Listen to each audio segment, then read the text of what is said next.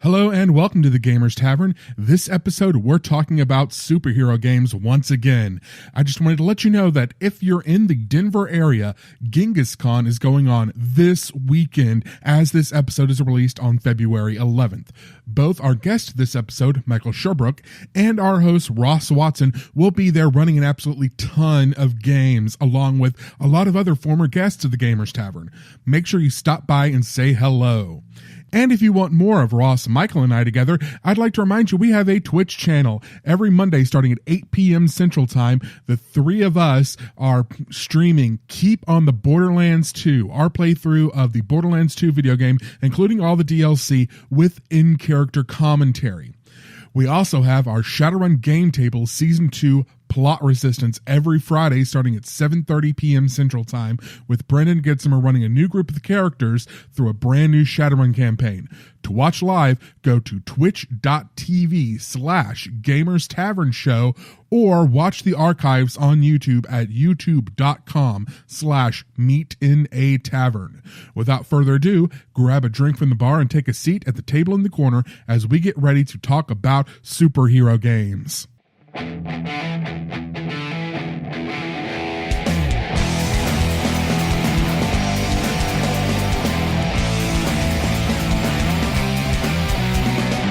Hello and welcome to a new episode of the Gamers Tavern Podcast. I'm your host, Ross Watson. And I'm Daryl Mott. And tonight we have with us a good friend of mine, game designer, writer, artist, Mike Surbrook.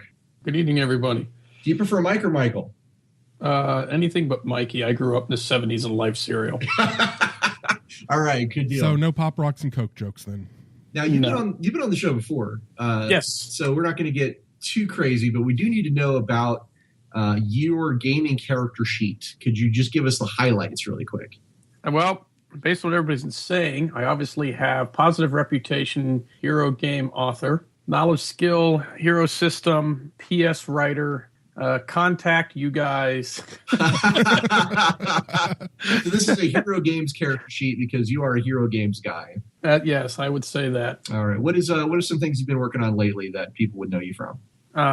Let's see. Fantasy Hero Complete. Fantasy Hero Complete. Larger Than Life. Right, which just finally has the Mutants and Masterminds layout done, so that will be distributed to those who purchased Mutants and Masterminds version. I am also working on some future projects, which include Savage Worlds, Mutant Masterminds, Hero System Guide to Supernatural Creatures called Ghosts, Ghouls, and Golems. And I have some other projects coming down the line, including work with Evil Beagle, High Rock Press. And a project called Strike Force. I was going to let you tell them about that. Well, we'll get into Strike Force in a minute. One thing, Daryl, we need to talk about on this show, we have a new sponsor. Yes, we do. Gamefly. Thank you, Gamefly, for sponsoring us. And for the listeners, Gamefly is a place you can rent games. In fact, you can sign up through the Gamers Tavern and get a 30-day risk-free trial for one game at a time. Sign up at gameflyoffer.com/Gamers Tavern, and your first game will be in your mailbox in just a couple of days, complete with a pre-addressed envelope to ship it back to them, and you'll automatically get the next game in your wish list. It carries everything from Xbox One, the 360, PS4, PS3, PS Vita, the Wii U, the Wii, the 3DS, even classic systems like the GameCube, PlayStation 1, PlayStation 2, and the original Xbox. You know, I could rent my favorite Xbox game, which is Gladius. Yep. Anyway, the deal is you can play all the games you want for just $15.95 a month or $22.95 a month for 2 games at a time. There's no due dates, no contracts. You can cancel anytime, even during the free trial. Yep, and for a limited time only, for Gamers Tavern listeners, if you go to gameflyoffer.com/Gamers Tavern, they're also going to include 30 days free of Hulu on top of all that gaming. Do you have any games you would rent, Michael? I'm not a console guy. I'm so sorry. Okay, well, that's fine. Neither am I, but I just haven't hopped on to the next gen yet, but I've still got my Xbox 360, old PS2 collecting dust in the corner.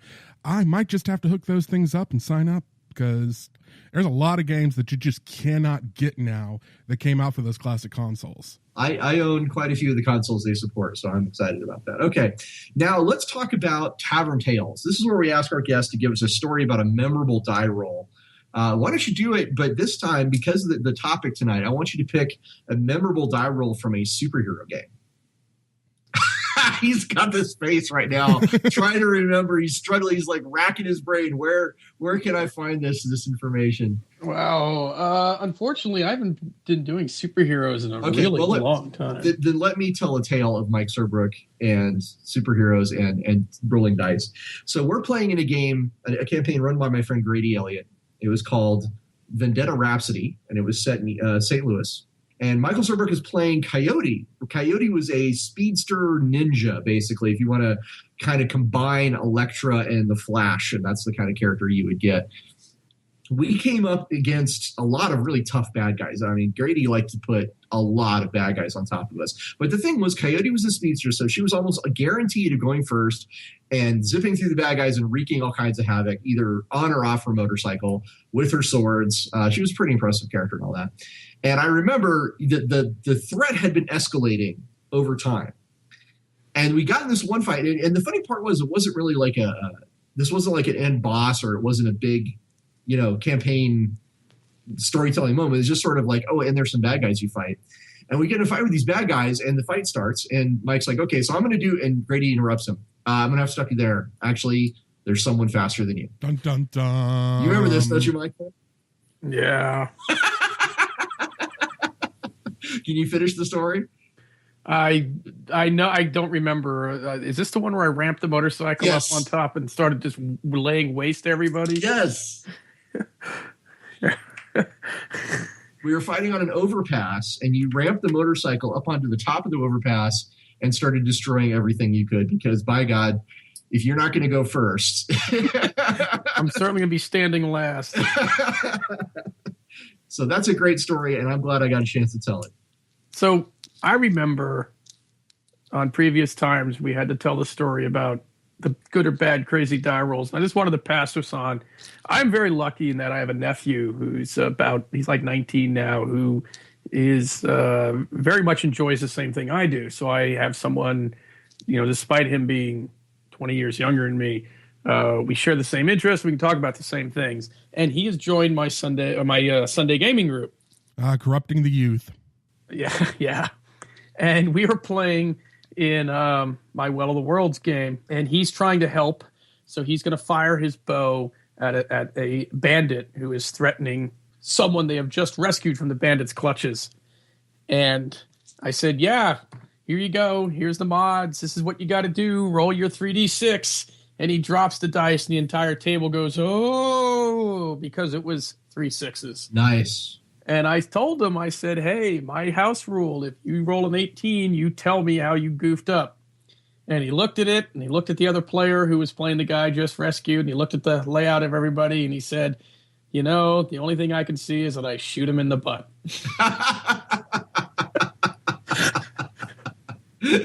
Okay. And so they quickly made sure to pull the arrow out later on, because he had modern aluminum arrows and the bandits all had wooden ones. And so they could say, yeah, bandit got you. We don't know how. That's funny. Okay, Daryl. I'm picturing Blazing Saddles right now. Little bastard shot me in the ass. It was something like that. This came on top of them all waking up that morning to find out one of their party had been transformed into a horse. So, Daryl, why don't you tell us what is tonight's episode about? Tonight, this is our first sequel episode, I believe. We are doing our second part on superhero role-playing games. Superhero RPGs Part 2, Electric Boogaloo. And we got our show title already. So, Daryl, why don't you start out and tell us about your experience with superhero RPGs? My experience is unfortunately very, very limited. I can count on one hand the number of full games I've played that were actually superhero games, one of which was with you, Ross, at ChupacabraCon. That's right. What did we play? We played Shadows Angelus, which is, if I'm not mistaken, Champions or Hero System. It is campaign Hero System. setting. It's technically still a superhero game, but it's a lot more kind of anime, sci-fi, cyberpunk inspired. Which I guess if you go with the Marvel 2099 series from the 90s, then that would still count. But Anyway, it's definitely an edge case. Because I would never describe it as a superhero game, but fair enough. Edge case. How about this? Are you aware of any superhero games that are out there, and what's your opinion about them? There are a lot of them. Of course, talk about the elephant in the room. We got Hero System. We got Michael Surbrook on. We got to talk about it. It is classically known as one of the most flexible character creation systems in all of gaming. Okay, that's a good one. Then we've also, if we're going to go back to the classics, we've got one that is currently in Kickstarter, if I'm not mistaken, Strike Force. Do Ross or Michael, do you know anything about this game called Strike Force? Okay, Strike Force isn't a game, first of all. It is not a game. We'll get into Strike Force later, because right now let's talk about the games themselves, though. Okay, let's flip it to Michael. Michael, what's another superhero RPG that you're really familiar with? That I'm really familiar with? Yeah. That you're familiar with at all? Yeah. I have played a number of different RPGs, but I've not played much. I've only played superheroes in Champions, and I played a little Mutants and Masterminds. Okay, well, let's talk about that one. Yeah, I don't know much about it. I know it's D20 based and loosely based off D20 and D&D. Steve Kenson is the creator of Mutant Masterminds. Okay, which I just met earlier tonight. And it's gone through, I think, 3 editions at this point. Yes. It's one of the most successful spin-offs of D20 that's ever been. Daryl, I think it's one of 2 games that came around starting in the D20 boom that is still kind of around. That's Mutants and Masterminds and Pathfinder. Right. Now, we actually have a whole episode talking about different role-playing games in superheroes. Which episode is that, Daryl? Number 23. So go check that one out if you want to hear, a lot more about these different ones. I'm going to throw a few out there that I'm really familiar with. Marvel Superheroes from back in the 80s. Good old face rip. Oh my God, I love that game. I love that game. Like, it's a part of me, right? That's how much I love that game. There's Icons, which is another Steve Kenson game. There's Bash. There's DC Heroes, which came out again in the 80s. And then DC Adventures, which is a spinoff of Mutants and Masterminds. And there's also the Marvel Heroic Roleplay, which just came out a couple years ago. Oh, I did play actually an extended game in that. The Marvel Heroic? Yes, I am. Actually, I'm much more familiar with that than Mutants and Masterminds. I rather enjoyed it. It had a couple of flaws, in my opinion, but overall, I liked the concept behind it, which is becoming a generic system for that company. Yeah, one of the things that I talked about this on episode 23 as well, but in Marvel Super Oak, Margaret Weiss one of the best things about that game, in my opinion, was the initiative system. Where it was the initiative system is cool. I like it. It really fits the tone where it's kind of a handoff where you can sit there and you can keep the initiative all on your side with the heroes, but then all the villains get to go all at once, or you can pass the initiative to the villains to do something. But it's a good way to set up like team combos. The example given all the time is is it Speedball, Fastball Special? Fastball Special. Speedball is his own character. Yeah. And by the way, he has that name in the 90s caused a lot of giggles because, of course, obviously that is a euphemism for speed, the drug. But anyway, so did he ever meet up with Snowflame? I don't know. I don't know if Snowflame is Marvel or what. So. No, it was DC, so no. Okay. I'm just like, that's a perfect combination right there, Snowflame and Speedball. Now, MHR, which is Marvel Heroic Roleplay, has come under fire for not having a character generation system, for one thing. Yes, and it also frustrated the GM in the game I was in because there's not much advice for what to do when you're not in a fight. It really seems to be the attitude in our impression. His impression was that it's designed it's designed around combat encounters and attempting to do task resolution of things that are not combat related, such as social interaction or maybe research or such, is very, I think, skimpily looked at least in the version that we had. And unfortunately, it's no longer, they lost the license, actually. I was surprised how fast it came and went with that regard. Although, is that the Cortex Plus system? No, I think MHR was its own thing. But I thought they were using that for other They might be using that for other games now. Cortex Plus is being used for other games, but I don't. And I can't say this with authority, but I don't think it's what MHR was running on. Okay, it's kind of a similar system, but it's not exactly Cortex Plus. Okay. And I think you are right. They are starting to use the system to use Marvel Heroic in other games, but I don't think any of them have actually come out yet. Okay, so Daryl, what makes a superhero game what sets it apart as a superhero game? More than anything else, I think it's tone. There's a specific tone and a specific feel to a game that's a superhero game versus, say, just an urban fantasy kind of game where everyone's, I mean, you look at comic books and the way they are, it's superhero comic books. They are technically urban fantasy. It's people with these weird powers who are doing stuff, but it's set in modern day. But there's a specific style and tone. You are the good guys fighting crime. Even the anti-heroes like Punisher and Spawn are still fighting some sort of evil in the world. Well, there's a really great game that flips that on its head a little bit. It's called Necessary Evil, where you play the supervillains defending the Earth from aliens. But yes, along those lines, yes, that is true. There's been a couple of interesting games that have come out that changed the tone a little bit. There's one called Progenitor or Primogenitor. Am I getting this right? Progenitor. It's Progenitor uses the one roll system. Yeah, the ORE one rule engine. And Progenitor treats the superhero genre. It's Michael, you can explain it. Tell us about Progenitor. Well, it treats its superheroes. It's loosely inspired by Godlike, which treated superheroes nowhere near as four color as most comics. Yeah, just to be clear, this is a setting source book, not its own game. Progenitor is a setting source book for Wild Talents.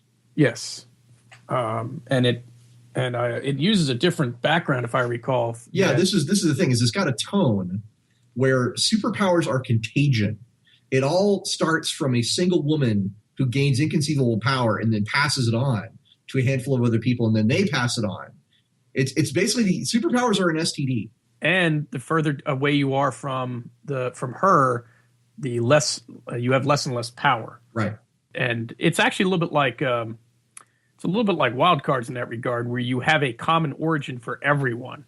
Right. As opposed to the scattershot DC, Marvel, and many other superhero settings and Champions games that I've been in, where you can, as long as it falls within the GM's purview or okay, you can have that origin.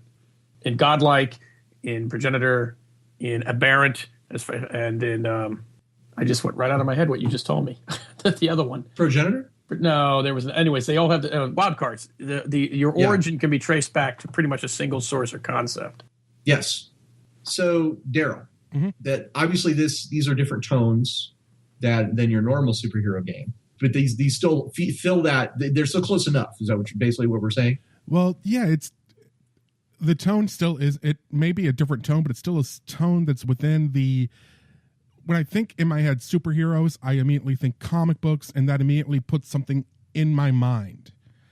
And I'm trying to, it's like an abstract concept that I'm trying to nail down. The closest thing I can say is tone to it. But there are ways to do it that are not the same, because comic books themselves, even superhero comics, not even taking into account all the different other genres of independent comics out there, specifically heroes in tights kind of superhero comics, even those have a wide range of different styles and tones to them. For example, look at Sandman, which is technically part of the DC universe. He was interacting with Batman when he first started out, for crying out loud. Well, yeah, Alan Moore's run on Swamp Thing. Yeah. All of the Constantine, Hellblazer, all of those have a completely different tone than if you're looking at like All-Star Superman. Well, All-Star Superman is a very special thing, but yes. In any of those, it's like it's wildly different tones, but it still puts in your mind when you think superhero, you can come up with any of those and say, yes, that's a superhero story. So it's one of those cases where, I guess we're asking, is this one of those cases where it's kind of like pornography? I can't define it, but I know it when I see it. Kind of. I think it's something that someone could define. I just don't think I'm that person. What about you, Mike? Well, the funny thing is that I'm a big fan of Asian cinema. And there's a number of times I've watched some of these Chinese, and I'll air quoting here, fantasy films. But I look at them and say, this is basically a superhero movie. They may have swords. They may be flying around and standing on top of bamboo shoots. But in many ways, they are larger-than-life characters performing larger-than-life feats, often seeking justice and fighting evil and demons and monsters. But really it's no different from Superman leaping a building and being faster than a speeding arrow, leaping a pagoda in a single bound, and changing the course of mighty rivers. That's what these guys do. So in some ways it is tone, but it's not. The trappings are different. You can have what I think is a superhero story set in 600 BC China. You can have a superhero story set in 1940. You can have a superhero story set in the year 3000. I think it's the how you look at it, how the characters act and treat, and some of the trappings that you're dealing with are. Does everybody have a distinctive costume? Are they fighting for ideas?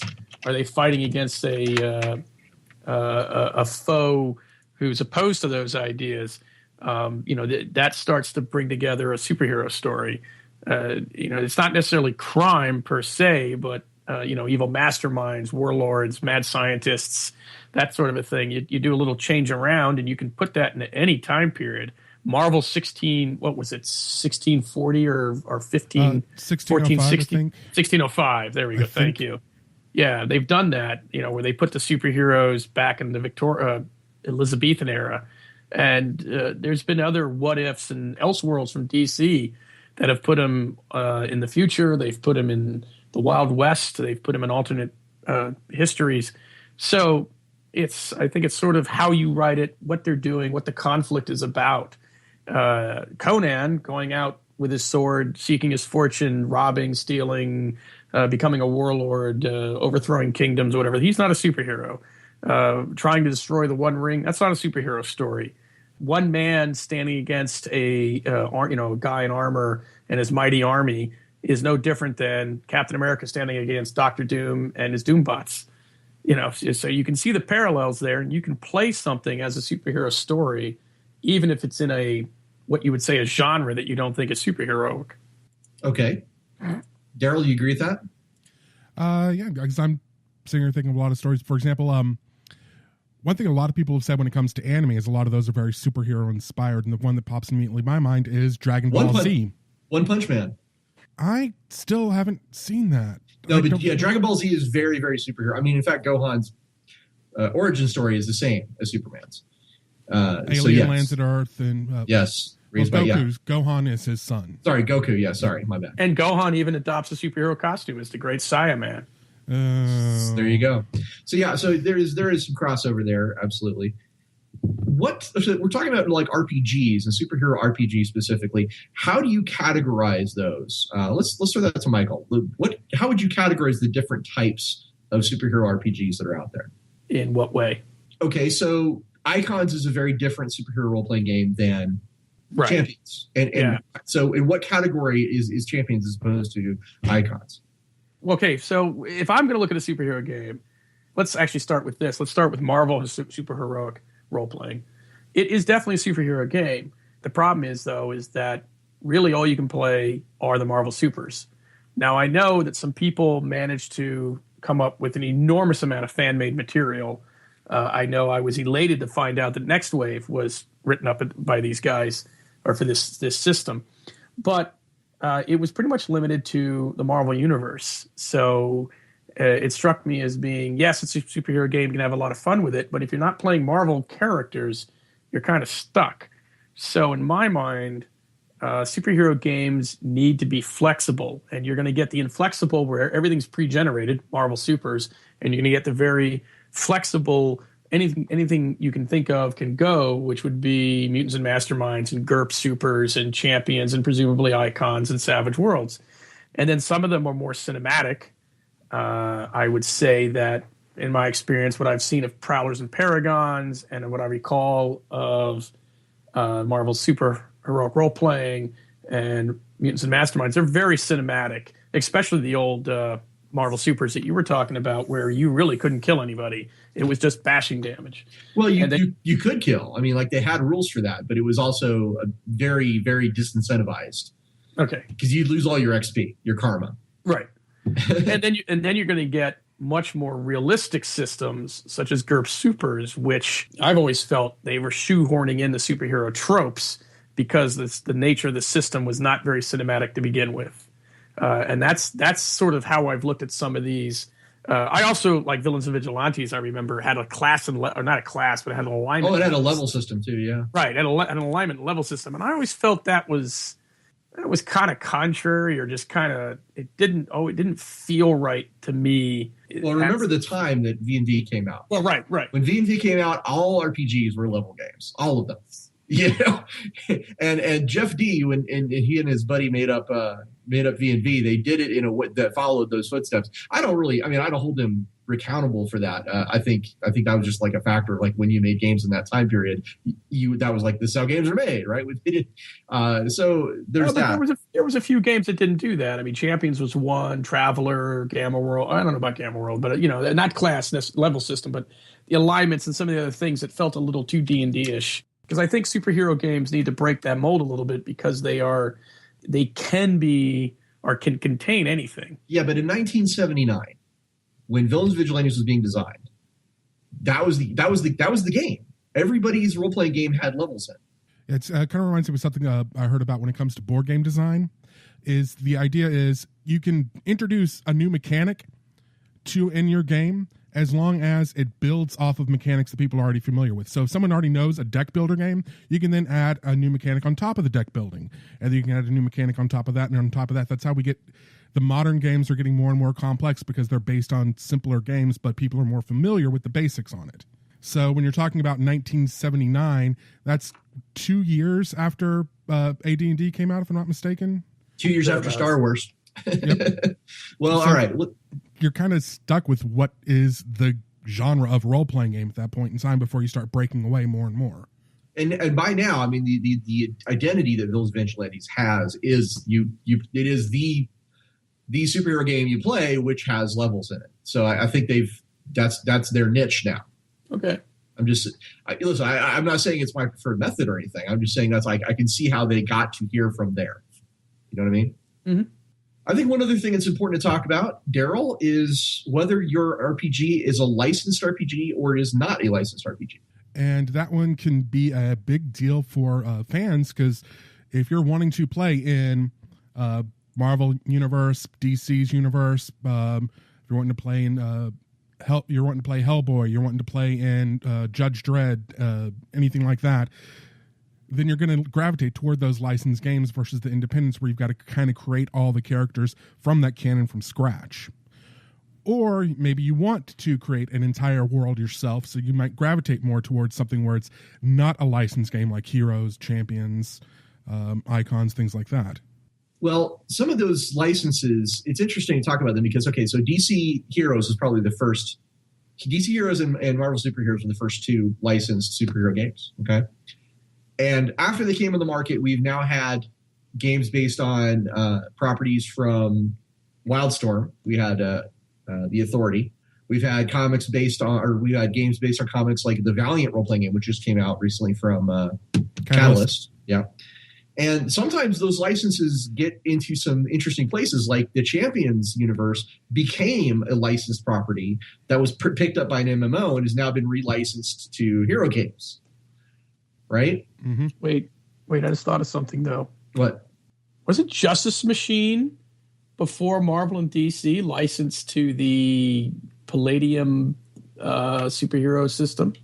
Maybe. Justice Machine? Justice Machine. You remember that? I am not familiar with that one. A friend of mine had that. I remember that. That was a superhero source book written. It was in comic books in the late 80s and 90s. That's what I'm seeing here on Wikipedia. Yeah. Interesting. Yeah. It was the subject of a source book for Heroes Unlimited. Heroes Unlimited, yeah. 1985. Right. Yeah. And it includes details. Apparently, the source book is anyway. Suffice to say, if you're interested in the Justice Machine and all that, go look it up on Wikipedia. There's quite a bit of information about that. They were published by 6 different comic book companies over the years. All right. So getting back to on topic, talking about licenses, I think we have to get into one of the biggest, at least most well-known issues with a license in the superhero RPG industry has to be when that license is taken away or when it changes. Obviously, when the DC Universe was put out by Green Ronin, they had it out for only a few weeks before the New 52 came along. completely changed the DC universe and made that license almost, I wouldn't say worthless, but definitely made it problematic. You guys remember that? I actually was not aware of that, actually. I'm sorry. Yeah. Daryl, were you aware of this? The Green Ronin? Yeah. Yeah, we talked about that on our license episode. Then again, I think we talked about this back in episode 23 a little bit. Right. But I think it's something that we should really go into a little bit more detail. But basically, Green Ronin had the rights to DC, but just before they were about to come out and they'd had all the design done, all the layout done, hey, we're going to do New 52 and change up everything in the DC universe. Right. So you guys are... So basically, Green Ronin had to go, okay, do we stick with what we got already, or do we go from scratch when we're like, well, I think it was 3 months out from print? I don't know exactly, but also this had the similar problem with Marvel Heroic Roleplay, because they had many projects in planning for more source books in the line, and then Marvel pulled the license. Which never made any sense to me, because it seemed to me that the product was doing very well, and it was very well received. I do think, though, that what I've heard from conversations with, say, Ross and other things I've read is that the issue is one of perception. You know, if your Avengers movie makes $1 billion and somebody comes to you and says, well, this is a very popular IP, we would like to make an RPG out of it, you may be thinking, well, RPG market, what is that? Is that like this Magic the Gathering that makes 50, 60 million a year? So you're going to make what, 50, 60 million a year? When it pulls in 10, they may say, well, it's not worth our time, and yank the license. I think the licensees at times maybe unrealistically expect more out of what they're selling or being paid for than what there actually is. Yeah, you feel that's true? Well, for the record, Margaret Weis Productions would have held a ridiculous party if they had made $10 million on that deal. I am sure that they made much less than $10 million on that deal. Right, and that's what I'm saying. I mean, I'm trying to think what's the most popular licensed product ever. Is it Star Wars? Is it DC role playing? Well, of the licenses that exist in our in our actual real world that are the most valuable. Right now, it's probably Star Wars and the MCU. Yeah. And I think I believe that it may have something to do with the fact that Marvel Heroic Roleplay was not based on the MCU. You never know. I'm just speculating. But right. And I know that conversation with Steve Long, because as a longtime Hero fan or designer and creator, fans are like, well, you guys should get a license for X. It's a license to print money. And I remember Steve Long saying, like, no, it's not going to work that way. They're not going to tell us what we need to know. People are going to argue about the game stats. They're going to argue about this. You're going to get the guys who are going to nitpick everything. It's not necessarily going to give us. It's not and they're going to ask more money than we can afford, and we're not going to make that back. And this is something that all the people who wonder about why companies have not produced licenses for what they think are great IP. And a case in point is Girl Genius. We're going to do a licensed Girl Genius sourcebook for GURPS. And it's vaporware. And I've seen them come out and say, yeah, we're working on it, but it's not going anywhere, and this and that. And this is from the people who own their own license, creating for Steve Jackson GURPS. And right now, I can't see anybody producing for GURPS because I don't see much of that out there. GURPS is, I like Steve Jackson games. I have nothing against Steve Jackson games, but I think it's fair to say I don't know of anybody playing GURPS and haven't known anybody playing GURPS in a long, long time. Right. I'm just bringing up an example, though, of the issues with licenses is, it's not the surefire, yep, this is going to make us a fortune because everybody likes it. Well, that being said, if you could get a license for, say, Star Wars, there's companies that have made good money off of a big license, regardless of the product. Yes, yeah, that is very true. Fantasy Flight has done very well with Star Wars, and when they were able to bring in Warhammer 40K RPG and items like that. All right, well, let's switch gears a little bit here. Daryl, are you familiar with the issues surrounding villains and vigilantes? There is basically all I know is from what Jeff D posts on Facebook all the time about his basically the original creators of Villains and Vigilantes claim they hold the rights to the game. Yeah, there's a legal dispute. And the publisher claims they own the rights, and then when they tried to come up with the third edition of the game, lawsuit ensued. Right. So there's a court case that's currently ongoing between them, and it's tied up in appeals, and it's going through all kinds of craziness. But the two creators of the game, which is Jeff D and Jack Herman, are fighting very hard to get their copyright back. And you guys can, if you listeners are out there, if you want to help out, you can definitely look them up on is it Indiegogo? GoFundMe. GoFundMe. You look them up on GoFundMe and see if you could drop them a few extra dollars, because those guys, they would really like to do more Vigilantes. They're getting screwed by their publisher. I think this has been going on for 4 years now at least. 5 since 2011. Yeah, and I think we here at Gamers Tavern are all on the side of Jeff D and Jack Herman in this case. So help those guys out. So yeah, it's a big deal. Actually, I'd like to see Vigilantes get out in the world, but it's just it seems like it's just kind of wrapped up in a dispute over. I mean, Village of Vigilantes, right? How much money is there in VV, right? I mean, this can't be. I can't see this guy fighting Jeff D and Jack Herman over the money that this product would make. To me, it feels personal. It probably is. Hey, actually, and here's an interesting thing. As far as I know, did V&V spawn the Elementals comic series? Sort of. Bill Willingham worked on V&V when it was in his early days, and characters that appeared in his adventures went on to be in the Elementals comic book, such as the villains from Crisis at Crusader Citadel showed up, Annihilator and Iron Maiden and all them. So interesting. There's a lot of interesting stories about games in our hobby, but V&V is one of those. It's got a lot of little twists and turns, and it's kind of like a soap opera. You know, there's something you can say about superhero games is there are a lot of soap opera elements in a superhero game. Would you agree with that, Daryl? There's a lot. Again, it comes from the source material. Comic books typically are high melodrama. It is all about big, huge people, big, huge characters, and big, huge emotional moments. It's no one's talking about, oh, so-and-so character's pet died. No, people are talking about, oh my God, Gwen Stacy. Or Spider-Gwen nowadays. So, here's the thing I think about when I think about running superhero games and what makes a superhero game different than a regular role-playing game is that superheroes generally expect, I think there's an expectation that your character has an ongoing story that is separate from that of the team. Like when we run D&D together, it's the story of our group going along the Sword Coast trying to find this, Castle Cragstone or whatever it is. That's our story. But when we're playing the Justice League, there's an expectation that Batman has his own stories in Gotham. You see what I'm saying? I think there's a slight perspective shift. And I believe a lot of people tend to believe that their characters have a slight more import. Their character story has a slight more level of importance in a superhero game than in another type of games.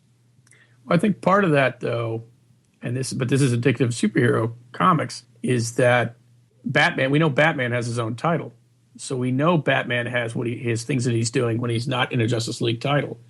And in your D&D issue, well, let's take a look at Lord of the Rings, right? Let's say Lord of the Rings was a comic book. Okay. The comic book, that comic story is going to follow the Fellowship. At no point do we get, Aragorn, his own series or his own title to see what he was doing either apparently simultaneously, because that's how comic time works, or as a prequel or sequel or other element or side story. So the story there is about the group. You're right, it's about the group. But in a comic series, especially in a superhero comic, we've kind of gotten used, at least as a comic reader and sometimes in a game, that you're going to get, hey, there's a side story where you're going to be able to have some solo, we even have terms. This is a solo issue. Oh, it's a team up issue. Oh, right. You're going to do a side arc, or we're going to do a special limited run of you doing this.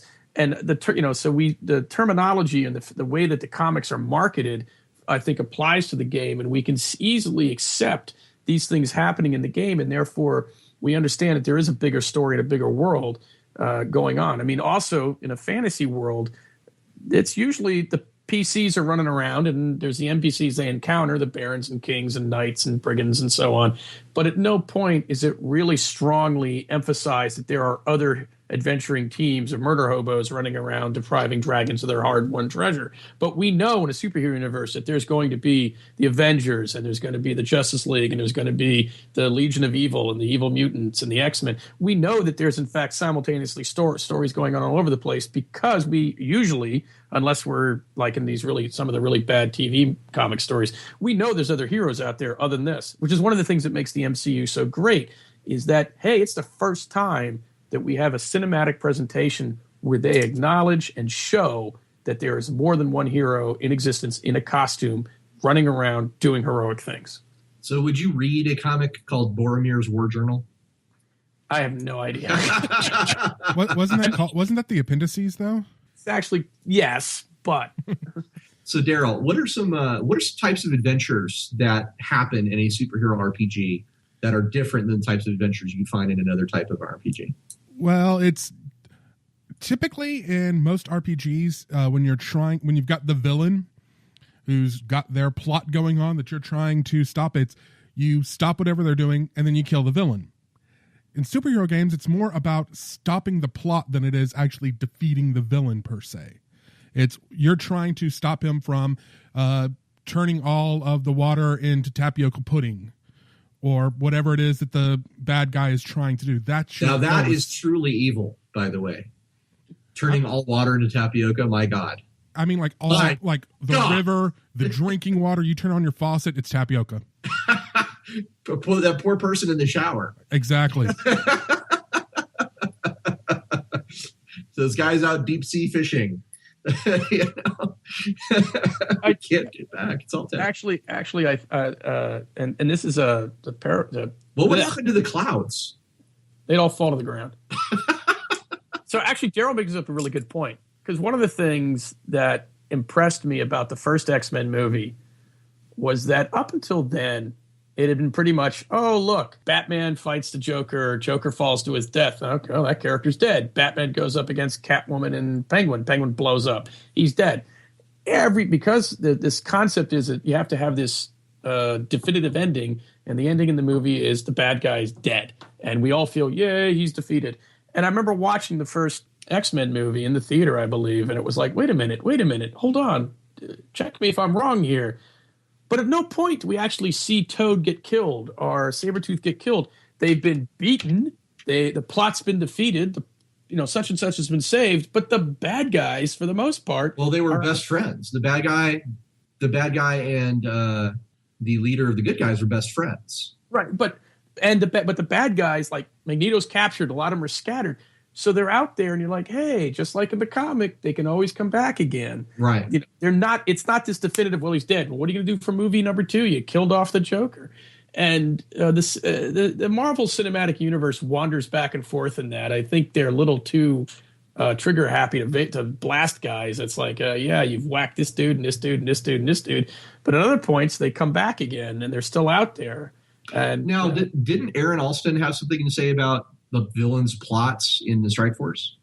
When you were researching Strike Force, I think you were telling me a couple times that what Strike Force actually ended up doing wasn't so much stopping the villain's plot as sometimes being tempted to join the villain because they had a really good point. Yeah, there was a couple of times in there where he presented things. Well, okay, this is getting into that though. This is one of the things about how to write any villain, which is to show that they actually have a reason for what they're doing. And Ross and I have been playing Borderlands 2 with Daryl, but we've been playing another round of it. And we've actually talked about why Handsome Jack is such a great villain, is because when you think about it, you play through, you kind of understand where he's coming from. Yes, he's sociopathic. Yes, he's power hungry. But he thinks he's doing the right thing. He thinks he's saving the world by killing everybody. He's calling us the bad guys and himself the hero. Right. And he pretty much thinks that way.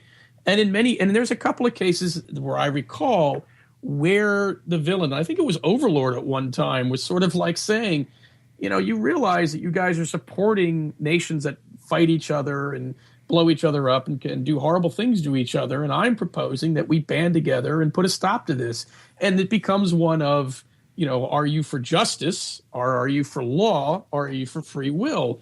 And there's a lot of good philosophical argument and melodrama there. I mean, it comes down to the Superman question. Yeah, he could make sure that it was a paradise, that Earth is a paradise, but that means that he deprives everybody around him of choice, and he becomes what he doesn't want to be, which is simply a strong man, forcing everybody to do what he wants. Yeah, actually, Shannon Appelcline wrote this article about the Hero Auxiliary Corps. Shannon Appelcline, of course, is the writer of Designers and Dragons, which covers the history of our hobby. And the Hero Auxiliary Corps was this group of guys that ran convention games in the 80s up to the 90s and a little bit beyond.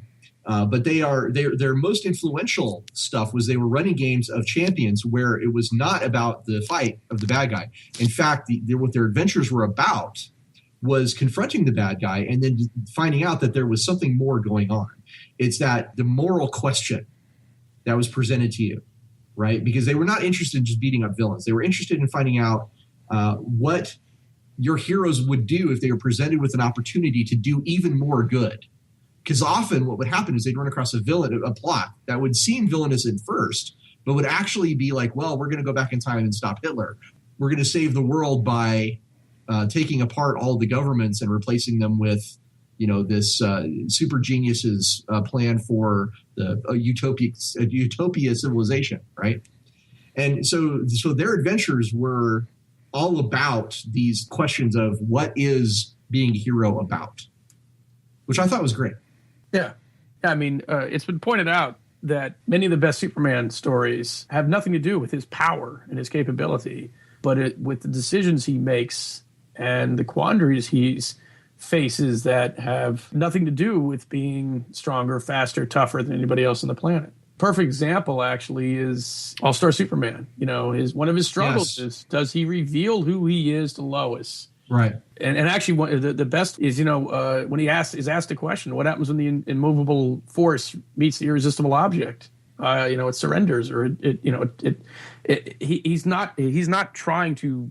I mean, he is ridiculously powerful in that series, and at times it's great fun to see Superman do these, golden age stunts of stapling the moon back together with bridges and stuff like that. But on the other hand, there's that moment where he stops what he's doing to save a girl from suicide. Yeah, I think superhero RPGs are special because they can focus on all the really cool, amazing things that you can do, and those games are super fun when we're just kicking all kinds of supervillain ass like we did in Vendetta Rhapsody, and we are, definitely superhumans where the army and the police are just not up to the task, and only we are the ones that can handle it.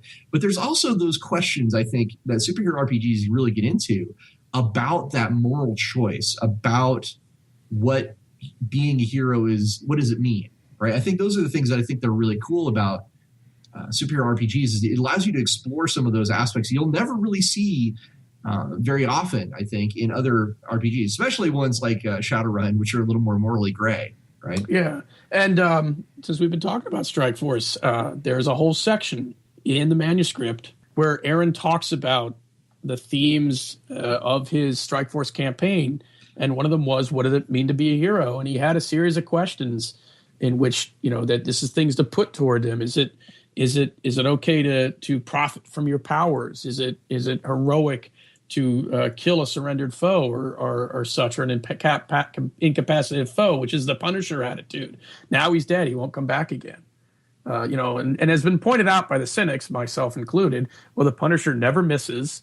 He never shoots the wrong guy. He has the scriptwriter behind his back, so always is. He's always doing it. He's always getting the right guy, but at no point do we ever actually see him gun down, say, the drug pusher who's actually an undercover cop, and then he has to deal with that, and finally, he's always in the right. It gets to be a bit boring, and it's interesting to see when the heroes, and this is actually, Astro City is a perfect example of this, in which the heroes or the characters, both hero and not, have to deal with various questions, dealing with living in a superhero society and dealing with people with superhuman powers.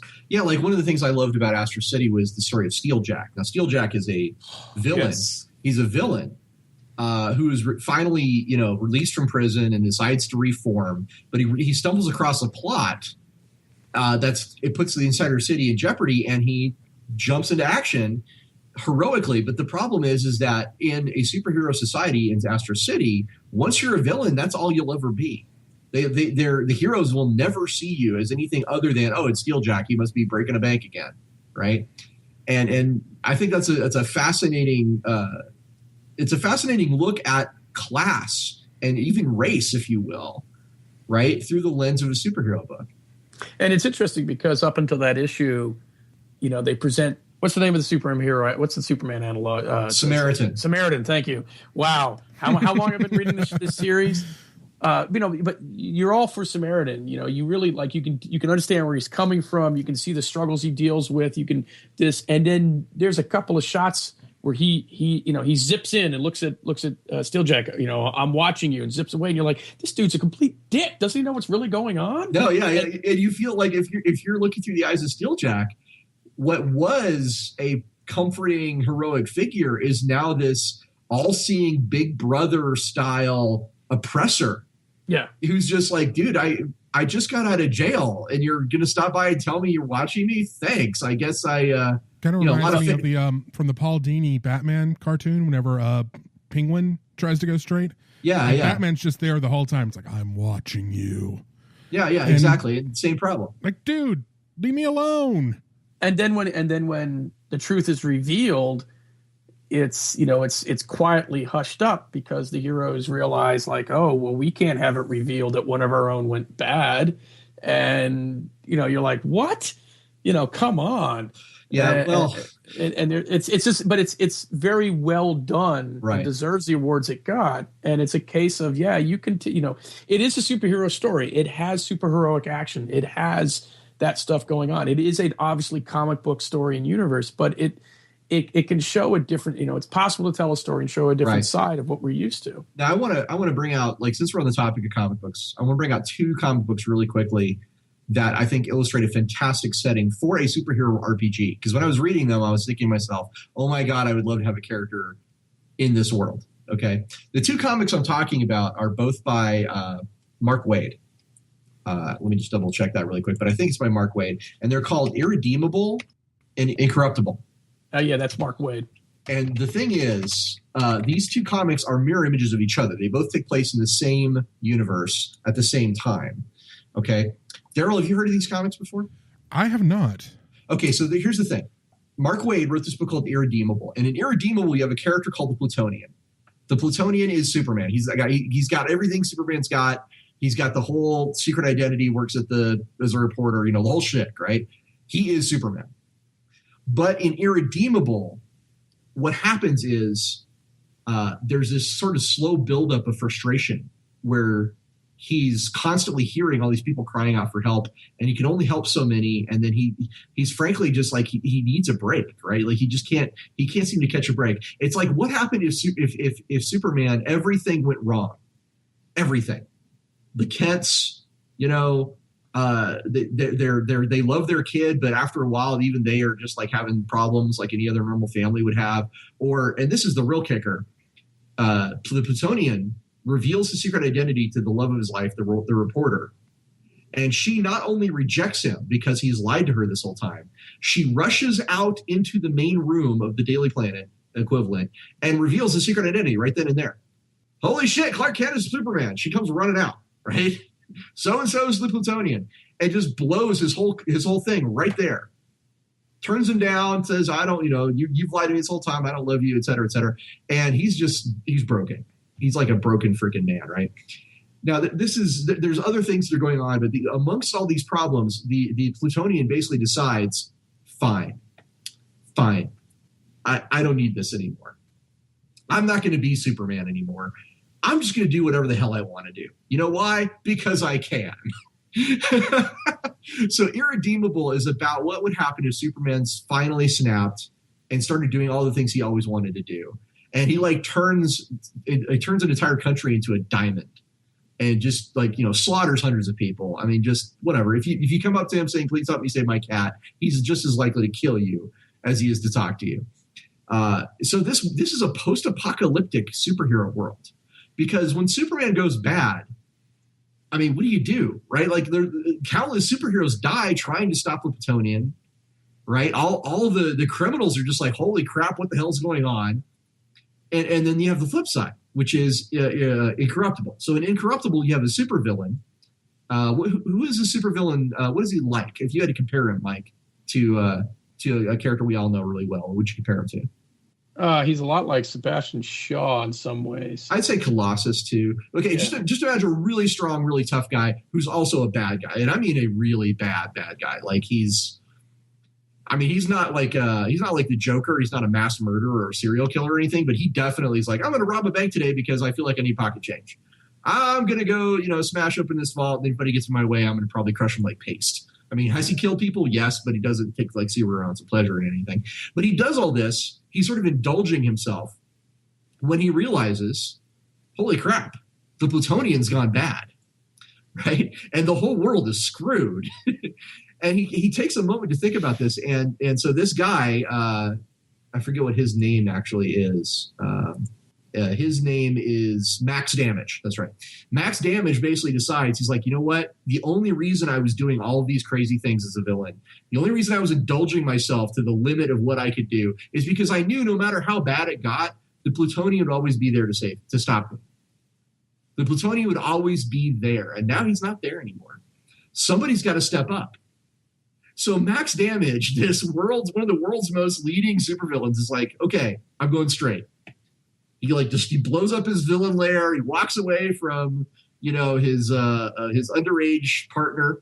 He walks away from just everything and he starts becoming a superhero because somebody has to step up. And like I said, it's just a fascinating setting. And I think that's one of the powers. That's one of the powers of the superhero genre is it allows you to tell stories that are really thought provoking. And I would love to play a character in that world where those kinds of things are going on. Daryl? Yeah. The whole time I'm sitting here thinking about, we're talking about moral choices. We've got probably one of the biggest reveals in comic book award-winning book Watchmen. Oh, yeah. The end of Watchmen. I did it 25 minutes ago. What do you think I am? Some kind of Republic serial villain? But the actual moral quandary there, so spoiler alert, if you haven't read the 25, 30-year-old book at this point or seen the 10-year-old movie. Whoa. If you're listening to this episode and you have not read Watchmen, just go read Watchmen, for Christ's sake. It's a freaking amazing book. It's won multiple awards. It's one of the best comic books ever made. Go read Watchmen. Only comic book on the 100 must-read list from Time Magazine. There you go. But the quandary is we're there at the middle of the Cold War, at the height of the Cold War, worse than it was in our world at the time. They're like literally seconds from launching. So he creates a threat that will unite the world against basically an alien invasion in both versions of the story, the movie and the comic book, where they've got an external threat to unite the world against this threat. And the question becomes, how far will you go? Exactly. This whole thing's based on a lie. You have killed hundreds of thousands of people to potentially save billions. Do you let that go to make a better world? Is it worth the cost to make a better world? Is it worth the cost to sell out your own morals and back this plan and not expose it or not? You can't really. And some characters can't compromise with that, and some do. Yeah, I mean, that's the quote: "No compromise, not even in the face of Armageddon." Yeah, and then Night Owl, it's too big. I think that parallel is FDR knowing that Pearl Harbor was going to be bombed. How do you deal with that? It's too big for anyone. It's such a big concept or such a big truth that after you just can't. You have to put it. He has to set it aside. He can't. He has no way to judge it. So these are the things that we get out of comic books. But I want to ask Daryl, did you want to say anything more about the types of plots and adventures that you would do? One thing that was really, really good about these sort of story, because the villain typically is going to be getting away, it makes it a lot easier to create an ongoing story arc about a big bad. Because, you foiled my plan this time. I'm escaping now. Or, okay, you've locked me into the revolving door prison. I'm going to escape in 2 sessions from now. We destroyed him, but it was just a Doombot. Exactly. So you've got ample room to create an ongoing story, which is something that we've talked about a lot on the show, is how do you get those campaign style stories going? Right. This hands it to you on a silver platter. So real quick, perfect example of this sort of concept of, the villain getting away is in the Marvel role-playing game we were in. We fought Doom. And at one point, the players looked at each other and the question was brought up, well, how do we know it's really Doom? And I said, it's very simple. If he wins, it's Doom. If he loses, it's a Doom bot. Unless Squirrel Girl was on your team. Right. No, Squirrel Girl was not there. That's the only exception. Squirrel Girl, it'd still do. And yes, we ended up winning. And the GM was like, well, you called it. It was a Doom bot. All right. So let's actually switch gears here a little bit. Daryl, what about making characters? Now, we've talked about making characters a lot for fantasy games and our Shadowrun. I actually think we should probably do a whole show on character creation at some point. Oh, yes. But for specifically for superhero RPGs, what's character creation about? What's it like? It is a lot different than you would normally think of, because a lot of people, the first thing they try to come up with is race, class, role, whatever. In a superhero, though, the first thing you're going to want to come up with is what's their thing, what's their gimmick. Do you have a healing factor and razor claws? Do you fly and have laser vision? Are you super fast? You tend to come up with a theme, a character first, and then try to work the mechanics to create that character. At least every time I've tried to make a character for a superhero game, that's the way I've always approached it, which is very different from the way I approach other characters. What about you, Michael? Well, you've made a few characters, just a few. For the listeners, Mike Surbrook is well known as the character creator guy for Champions. He has made hundreds, if not thousands, probably thousands of characters for every genre imaginable for the Champions role-playing game. So when we're asking an expert, this is the expert on character creation for superheroes. So the thing is that if it's a Shadowrun game, it might be, hey, what's everybody else playing? It's actually for many games. I can tell you that I'm playing a pixie. Right. But in fact, in many games, it might be, well, what's everybody else playing? Oh, we've got a fighter. The D&D 5e game I was in, the GM goes, you really might want to play a wizard because we don't have any. So in many games that are many fantasy games, let's say Shadowrun and some of these other ones, you might look for the niche. The MMO niche, do we have a tank? Do we have a healer? Do we have a guy who buffs? Do we have this? And a champ in a superhero game, that goes out the window. Like somebody might say, well, we've got a couple of bricks on the team. A brick, for those who don't know, is anybody who's really superhumanly strong. And you might say, yeah, but there's always room for one more. You ever seen the Avengers? If classic Avengers has Wonder Man, Iron Man, Thor, the Vision, Hercules, I mean, that's 5 guys you can all, bench press tanks without breaking a sweat right there. Well, even the Justice League, Wonder Woman, Superman, and not Green Lantern, Martian. Yeah, 3 of the big 5 are superhumanly strong. Right. So that niche concept, it can be there because each of those super strong guys in the Avengers has a niche. One's a god, one's a technological marvel, one is able to density increase and go desolid, one, blah, blah, blah, blah. So it comes down to me, actually, there's different factors. And it may be that there's often just a hook that you grab, something you go, hey, I want him in this costume. Hey, I want that power. Hey, this is his motivation. But it has to be something, I think, that fits for color. I mean, the motivation is not kill guys and take their stuff. The motivation is I'm here to find I'm here to make sure that what happened to me as a child, the murder of my father and mother in front of me, never happens again. Or I'm here to because I was told by my uncle before he died that with great power comes great responsibility. Or I'm here because I'm sworn to uphold the ideas of the United States. Or I'm here because I feel that I can make the world a better place. I'm trying to redeem myself because I found out that my company was being used for evil. Right. Or my father was evil or something like that. And so there's the look factor. What costume do I have? Do I have a cape? Do I not have a cape? Do I have a logo on my chest? There's the motivation factor. There's the sheer wow factor of my powers. Yeah, I want a guy who stretches. I want a guy who's super fast. I want this. And so there's a lot of different things you can use. But it's often much more colorful and larger than life.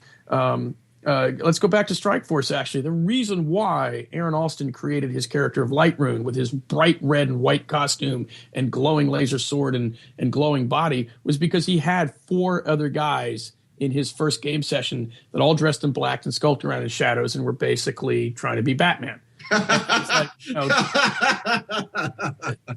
you can only have so many black-clad Dark Avengers of the Night before you're like, look, we got to balance this out with somebody who's, I'm Batman. No, I'm Batman. No, I'm Batman.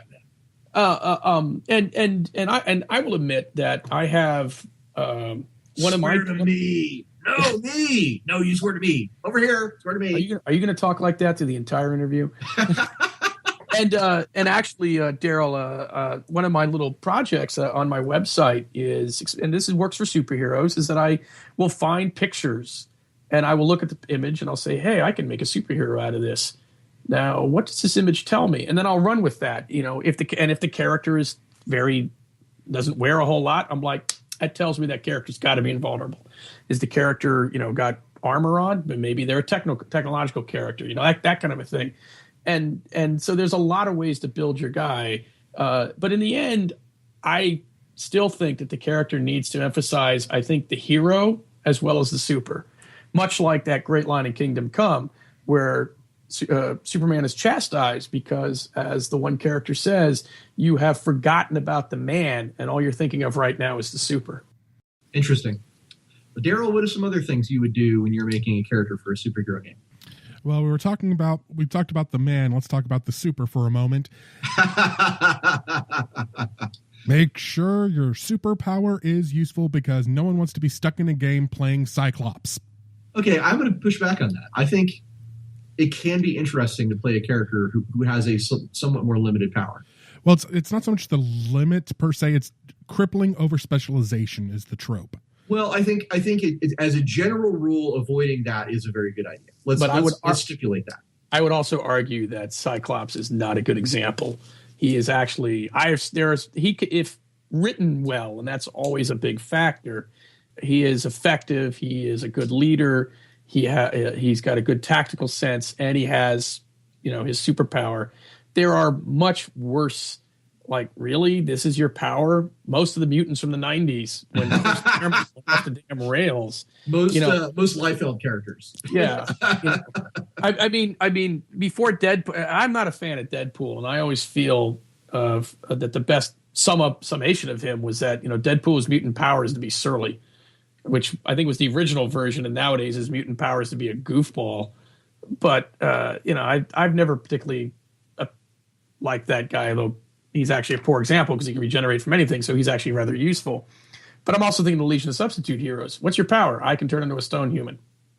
Hey, the thing is Legion of Substitute Heroes are some of my favorite characters because of the way they overcome that limitation. That's what I'm saying is I think it can be really fun. In the right team with the right context, you could make a guy with that power be great. It's also a case. They made Aquaman badass in the 90s or the early 2000s when he lost his arm and then just said, screw it, shove a friggin' trident in my stump. Yeah. And actually this boils down to... outrageous. This also boils down to the biggest issue of all of this, which is it's a matter of, in the comic, the writer, and in the game, the player and the GM. If Ross is trying to run the classic post-Crisis on Infinite Earths Justice League International... written by Giffen and those two guys, where it was superheroes. Wasn't it Deacon Didio? No. But this is where you found out that Martian Manhunter was addicted to Oreo cookies, right, and all that kind of stuff. If you're trying to run that sort of superhero game, where yes, you're fighting major threats, but it's done a little. DeMatteis. Yes. Giffen and DeMatteis. Yeah. Right. If you're going for that tone and 4 guys show up and we're going to all play, black-clad Dark Avengers of the Night, you're stuck. Either you're going to have to look at them and go, well, this is how we're going to play it, where, or you're going to have to rethink what it is that you're running, which is why that Session Zero concept that we spoke of in the other podcast becomes important. Yeah, well, let's talk about Session Zero. What's Session Zero?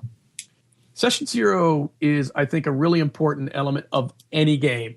And this is perfectly illustrated when Ross came to me and said, I'm going to run this game called Shadows Angelus. And as I've said before, and we talking about it, I had a complete brain lock. I was like, wait, you want to run a game in one of my favorite genre concepts, which is magic cops fighting monsters. I have no idea what I'm going to do.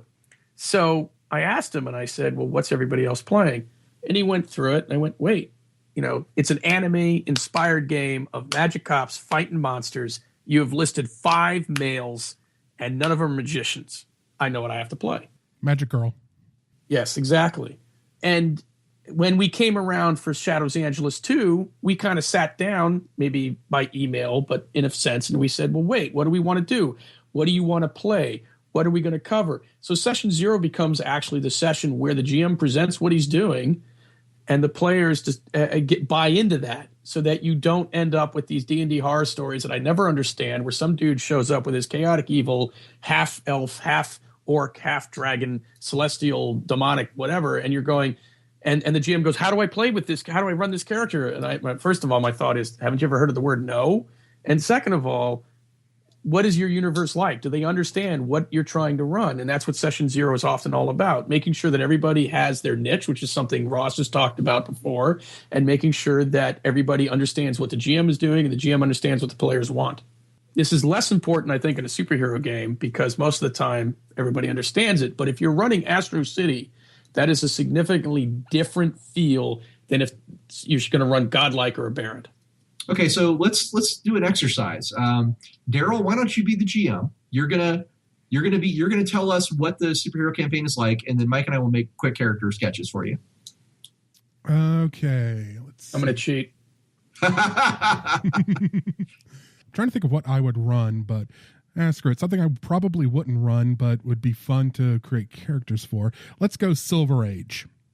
Okay, so like Batman Brave and the Bold?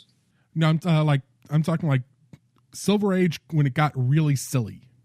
Oh, like 1960s giant typewriters and stuff? Crypto, the super dog, and Supergirl has a horse who has a crush on her. Oh my gosh. Okay, yeah, wow. All right, we are going really Babo weird. the monkey kind of stuff. Okay. So clearly my character has to be an ape. If we're Damn it! So I'm an ape. So I am playing an ape. I will be playing an ape who has the power. This ape has the power to grow to an immense size, and he is going to call himself Capital G, and his actual name is Grodd. So how did he get his power?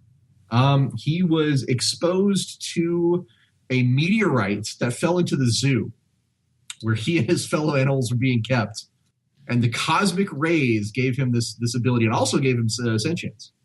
Okay, I was about to say, can he communicate? Can he speak English? Or yes, you know what? Actually, I'm going to change my mind. He's not. He Capital G is not his name. Actually, he is actually his secret identity is a private detective. So he's a private detective who's also a superhero who happens to be a walking, talking, intelligent ape. And so, how does he disguise himself to pass? Oh, I have a fedora and a trench coat. That's all you need in this Silver Age. Okay. By the way, that someone posted a meme that suddenly made Superman make a lot of sense. All it was I can totally buy people not recognizing Superman as Clark Kent by putting on glasses because I can't recognize Zooey Deschanel without bangs. Without her bangs, yeah. So you completely stolen Michael's idea. Apparently I did. Actually, I'm looking at my original Champions characters on my website, and the character I was thinking would be perfect is Algernon Patrick Emerson. Ape. We're both monkeys? Really? I don't think I get to be... Well, here's the difference, actually. Wait. Let's roll with this, because you know something? It is perfect. I think it'd always be perfect Silver Age to actually have a superhero team of primates. Apes. Oh, yeah, totally. We'll be the Apes of Wrath. Yeah. So wait. Monkey Business Incorporated. Oh, I love that. That's awesome. He's the private investigator, right? Who can grow to huge size. So Ape was found in the abandoned ruins of a supervillain laboratory. So he's apparently the result of some sort of nefarious plot to give apes human intelligence. He's either been altered that way through strange radiations or chemical processes or drugs? Or he's some sort of experiment of where they planted the brain of a person in an ape, on a gorilla? We don't know. He doesn't know. And of course, the person who created him may be out there somewhere and will eventually show up when it's at the worst possible moment. But Ape is also a scientific genius of sorts. That's his shtick, is simply actually being a gorilla in a man's world with his specialized hand-to-hand combat style of guerrilla warfare, and being extremely smart and having a number of scientific capabilities and disciplines that he knows, and having contacts among the university where he does his research. What do you think? I think we broke Daryl. I think we did. I think we totally did. Nope, I am coming up with your nemesis. Oh, wait. I forgot to mention my character's name is Kong Marlowe. That's his real name? P.I. Kong Marlowe. All right. Wait, but there's two of us. He goes by the Great Kong when he is in his giant shape. So wait, there's two of us. Shouldn't that be nemesis? Well, no, it's one nemesis for both of you. For the team. He is the Shredder to your Ninja Turtles kind of thing. His name is Taylor Heston. Wow. I like that. Get your damn dirty hands off of me. Yep. Okay. Taylor Heston. Got it. So we talked about character creation, and we talked about a lot of this stuff. I think I want to segue into this project we've been mentioning several times, which is Strike Force. And I think we have to talk about the influence that some products have on our industry. Okay. I mean, some of the most influential superhero games have been Marvel superheroes. Those Vigilantes has got a niche. Champions has got a niche as being a very influential game. But one of the most influential things of all of those games is a supplement that came out in 1988 called Strike Force. So let's ask Mike. Mike, what is Strike Force and why is it so influential? Strike Force was, when it originally came out, one of the first accountings of a long-term, in this case about 8 years, campaign. There are campaigns that were produced as games before. Gloranthia was in fact the designer's campaign, which eventually came out in a book form and as a source book. Tekkamul was sort of a world-building exercise and presumably a campaign. But this was the first time I think somebody saw a superhero campaign presented in this fashion, in which the origins of the campaign and how it came about and the tenets and what house rules and such were used and how the campaign evolved and progressed over 8 years were presented, along with the lessons learned by the GM, who was the writer, Aaron Alston, and his advice to other people on how to run a game. And that was that scarce dozen pages out of 96 were possibly some of the most influential dozen pages ever written for gaming up to now. Okay. Now, Daryl, were you ever back in '88? Were you how aware were you of things like Strike Force? I wasn't aware. I didn't get into gaming until about 91. So you weren't aware of it at all? No. Even 3 years later, you just not blip on the radar. No, I was in my little Shadowrun corner because I wasn't allowed to play D&D. So I was just sitting over here in my little FASA Battletech Shadowrun corner for years until toward the later 90s I got into World of Darkness. And then when 3rd edition came out, I finally got into D&D because I was a grown-up then. I could make my own choices. Wait, hold on. Let me double check this.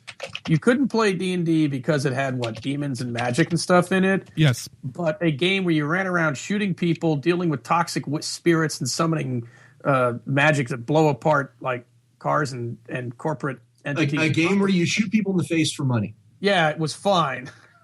Because there were no demons in it. Okay. But hey, as technology sacrificed everybody, so yeah, that's good. Now, the only Shadowrun book I was not allowed to get was Universal Brotherhood. So Michael, you talked about what Strike Force was. Yes. Why it's so influential? Well, I can answer a little bit of that myself. Daryl, you've heard us discuss some things like player agency, right? Yes.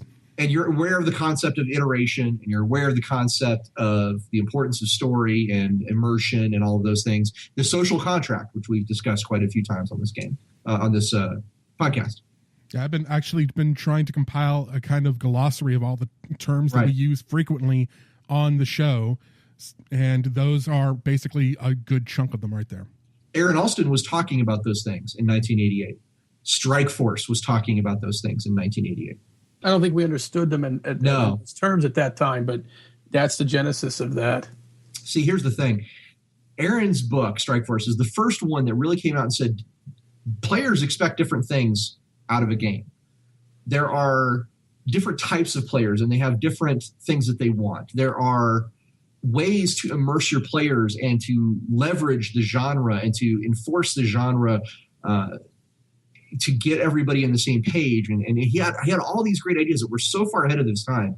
We have language now to talk about those things, but he really didn't. But if you look at 1988 Strikeforce, the seeds are there. And that's why it's such an influential book. Steve Kenson actually was talking about this earlier tonight. We were on the BAMF podcast with Surbrook and myself. We're on it with Steve Kenson. And Steve was talking about how it influenced him and woke him up to all of these great ideas that hadn't really been talked about before that point. Now, here's the interesting thing. And Daryl, you're already aware of this, but Mike Surbrook and I are involved in a project called the Strikeforce Project, where we are creating a new version of this book, a version that updates – that Aaron Alston was working on when he died, that updates everything to a more modern look. It has this great campaign setting that he evolved over 22 years of play. It has 31 characters, the heroes and villains of his universe, some of whom were played by guys from our industry, like Steve Jackson. Steve Jackson Games was one of the original members of Strikeforce, for example. And Aaron is this very talented guy. He died in 2014 when he was working on this new edition. So my friend Jason Walters picked up the gauntlet and said, I'm going to make this happen. He went out to Texas. He got the Aaron Alston estate, Aaron's family, to give him permission. And we're now making this book happen. Michael and I are. So I got to ask you, as a guy who doesn't really do a lot of superhero RPG gaming, what would interest you about a new version of Strikeforce? Well, it's not that I don't want to play superhero games, just that I never seem to get the opportunity to do so. But I do love collecting those books and reading them, because I'm a big proponent of, even if it's something that's not my thing, I can still find something useful in it. So like you were talking about, the different explanations of how to run a game, set up a game so that the player expectations meet the GM's expectations. Right. Things like that. Good advice over running and designing and crafting a game. And like we were talking about, a lot of these genres overlap. So even if I never do get to play in a superhero game, elements that will help me, I can pull this and put it in my D&D game, or I can put it in my Shadowrun game, or I can put it in my vampire game, or I can put it in Shinetar or something else entirely. Okay, so Michael, why don't you tell us about the Strikeforce project? Tell listeners what it is, because we're resurrecting this really influential project. We're bringing it out for a new generation. So, as you said, Aaron was working on a new version, and what the Strikeforce project is an attempt to distill several hundred pages of material into some more digestible approximately 240 page format. It is going to look at Aaron's views and comments on gaming, on superhero gaming, on superhero game design or campaign design, and it'll give us a look at how he ran a game that featured 20, 30 players, not all at once, and dozens of player characters, 20 some odd years of history, hundreds of sessions, multiple campaigns run by himself and other players and so on, all in one universe. And the methods and techniques he used to keep things interesting and fresh, and to communicate with his players and find out what they wanted, so that when he ran a new session or season or arc, of Strike Force, he could incorporate what the players wanted to do in that session. He managed to get players coming back for more for over 22 years, and that's a hell of an accomplishment. I want to find out how he did it, and that's what Strike Force is going to do for people. It's going to tell you how to run a game that's incredibly memorable, that's good, that's a long-lasting, kick-ass achievement kind of a thing. Now, who is Aaron Alston, right? Are you familiar with Aaron Alston, Daryl Mott? Yes, I am, because I actually know more about his work on Star Wars. Right. He was a prolific writer for the Star Wars licensed novels, a lot of the X-Wing series, some of the new Jedi Order stuff. Basically, the last few collection of books that I was reading of the Star Wars universe were stuff that he had written. He also did a lot of D&D stuff back in the 80s and 90s. The Dungeon Master Design Kit, Complete Fighter's Handbook. Rules Cyclopedia. Rules Cyclopedia, which is a huge one. And he also worked on some of the early Greyhawk stuff, like the Grand Duchy of Karanikos. Mystara as well. Yeah. So he's a novelist, really well known for his Star Wars stuff. He also worked on some Terminator books. That's not a lot of people know that, actually. But he did a lot of Star Wars novels and Terminator novels. So he's well known for a number of reasons. He was also a really good friend. Mike Surbrook and I both knew him personally. I got a chance to speak to him at length a couple times, and the guy was just a super nice guy. He was always well known for being a strong mentor. He would be happy to take time out, no matter what, to talk to anybody who had a question. He never turned anybody away, And this was what he was working on when he died, was an update to his beloved Strike Force setting. So we're doing this book as a tribute to this fantastic creator. Now, one of the things that's really great about this, Daryl, do you have any idea how much information there is on Strike Force? As far as I'm aware, there was only the one book that was published, but if I'm thinking a 22-year-long campaign from a writer like Aaron and his personal notes, have you hit thousands of pages yet? Yes. Here's the thing. We Mike could give you the hard numbers, but I estimated that, given all the notes and stuff that Aaron took, the Strike Force universe and all of the things that are associated with it is the rough equivalent of 400 issues of the Avengers. So we're talking probably about 10, 20 million words at least. Mike can give you a breakdown on it. Yeah, okay. So give you an idea. I have a flash drive, not in my hand. I carefully put it away. I have a flash drive that was given to me. Here it is. That says Strike Force files on it.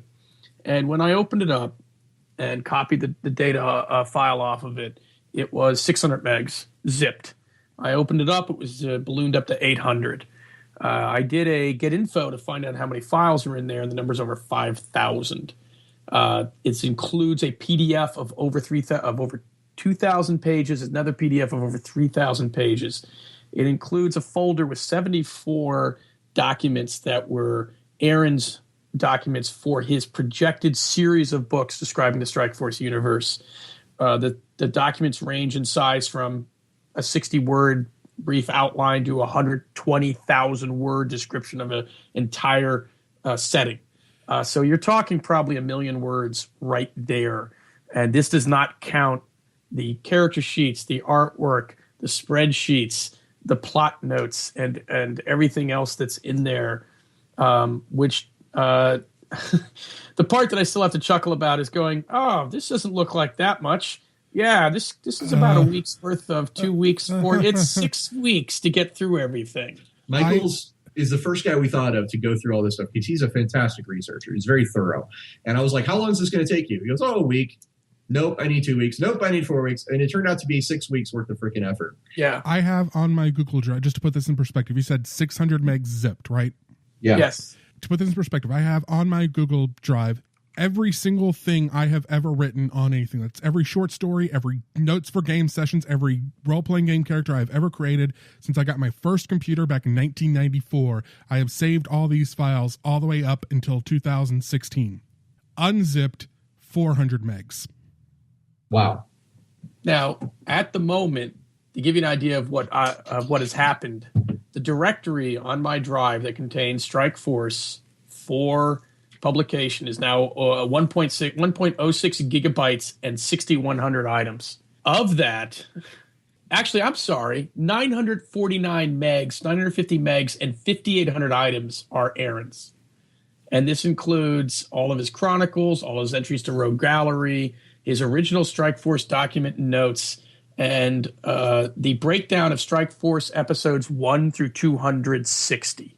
So 260 sessions. Minimum. Yeah, which if you think about if you think a session of gaming, now his sessions were actually pretty long, but even like a typical 4-hour night is probably two issues of a comic book. That's why I put the estimate of about 400 issues. Yes.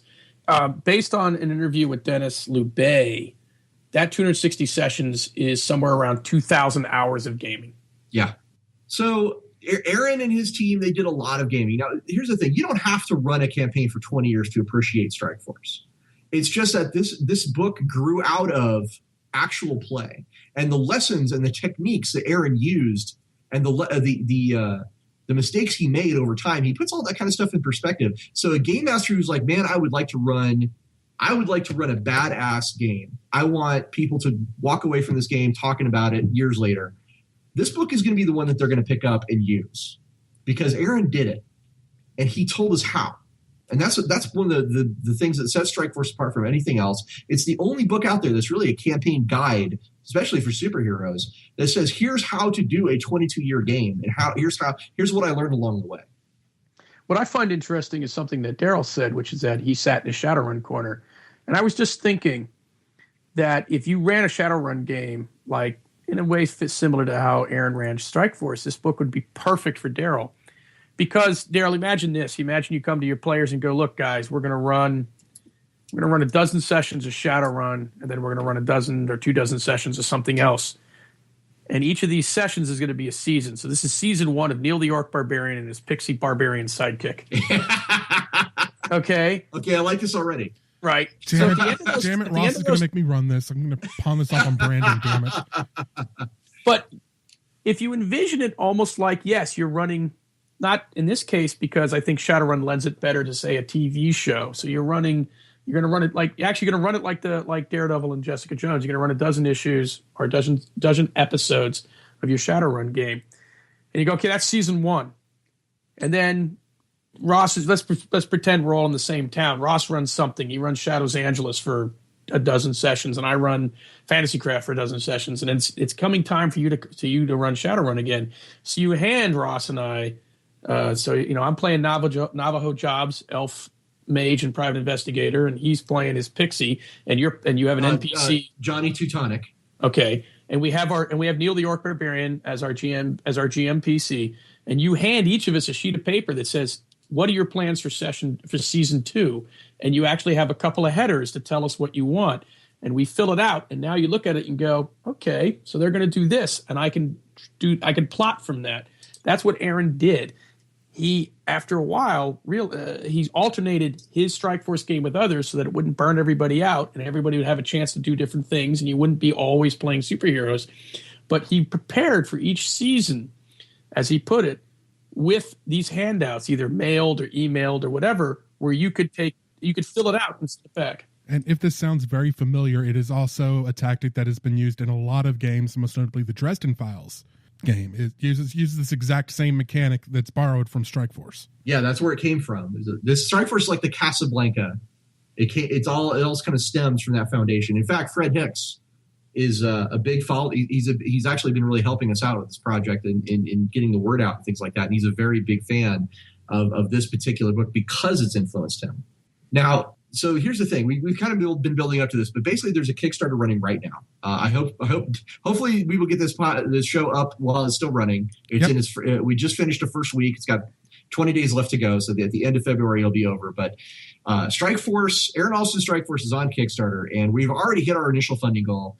We're at 25,000. We're looking to get 30,000 for full color. We're looking for 40,000 to get a hardcover, and we've got a stretch goal of 50,000, which is all about a Strike Force anthology, including a bunch of great stories from authors who are fantastic writers about superhero stuff, like Mel Odom and Richard Lee Byers and Mike Stackpole, Elaine Cunningham, Jane Linskold. We have a great list of authors. Now, here's the thing: Aaron had some unpublished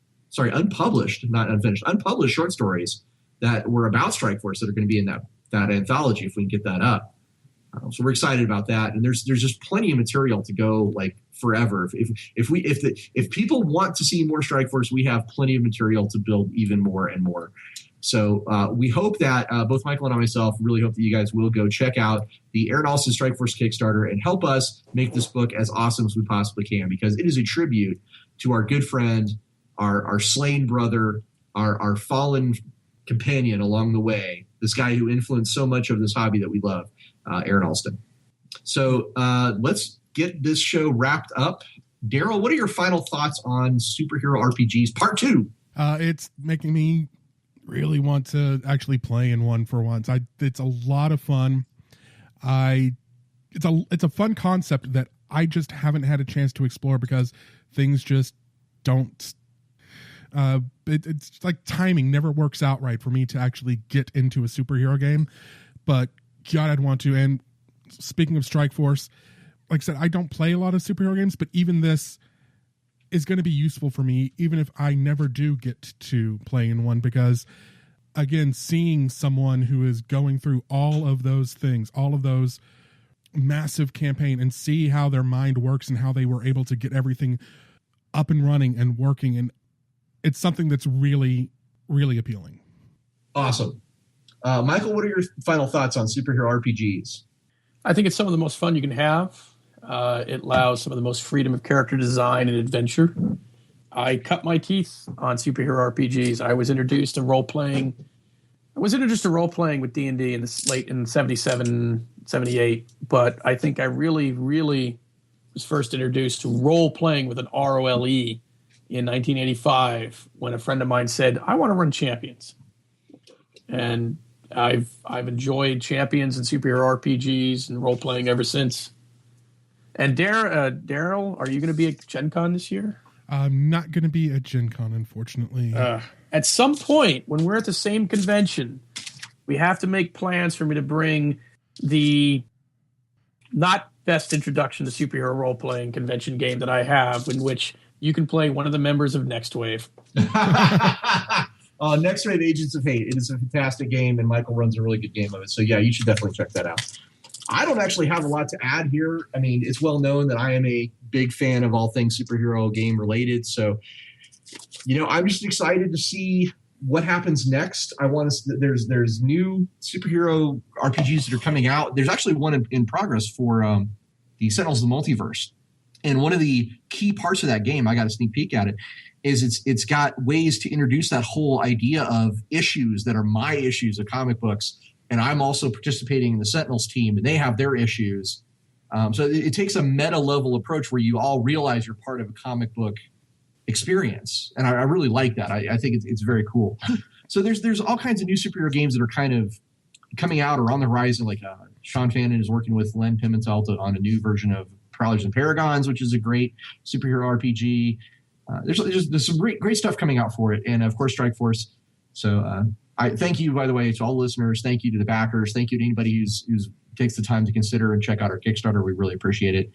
And that's pretty much all I got. So, Daryl, do you want to take us out? And thank you very much for listening. And until next time, may all your hits be crits. Crits. Crits. Crits. Crits.